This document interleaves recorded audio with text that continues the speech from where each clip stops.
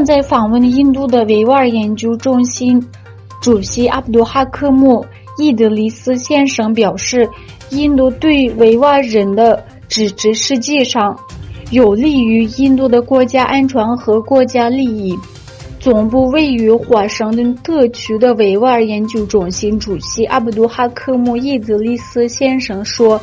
在访问印度期间，他分别会见了印度前民族事务部长兼国会议员努农艾林、国会议员苏基特·库莫尔，并与他们讨论了维吾尔人权问题。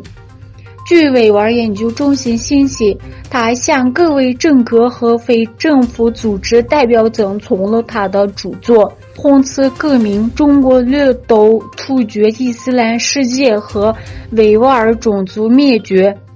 联合国人权委员会关于维吾尔人的报告和维吾尔法庭的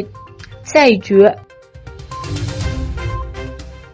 前中共总书记胡锦涛出人意料地被经历了周六的中共20大闭幕式现场，这一戏剧性的时刻打乱了当局进行编排的活动。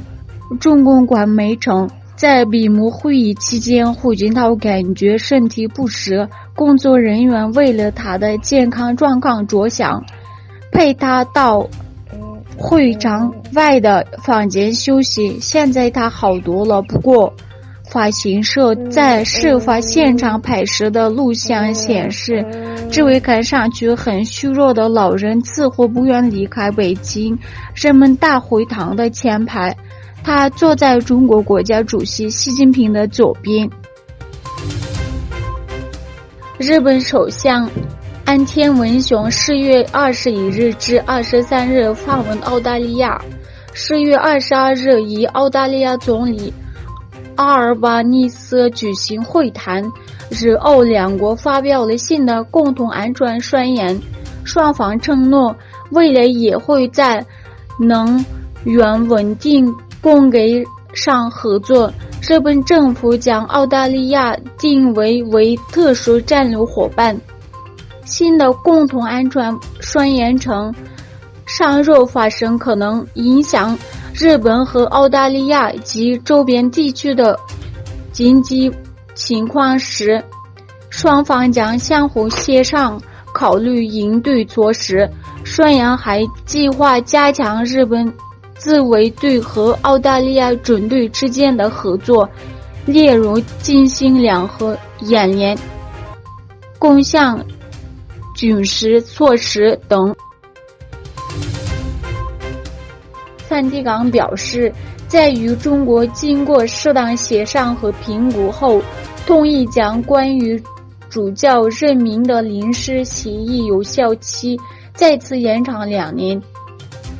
包括香港前大主教陈若瑄在内的批评人士称，这次延长是对中国的投降。在东突厥斯坦对维吾尔人进行种族灭绝的中共20大会结束，习近平一如所料历史性的开启第3任期，继续担任中共中央总书记。中共20大闭幕会周六在北京举行，第20届中央委员会和中央纪律检查委员会名单已经公布，并对党章进行了修改。第19届中共中央政治局7名党委中有4人为进入中央委员会，可能面临退休。现任总理李克强、人大委员长李占书、政协主席汪洋和副总理韩正都不在中央委员名单中。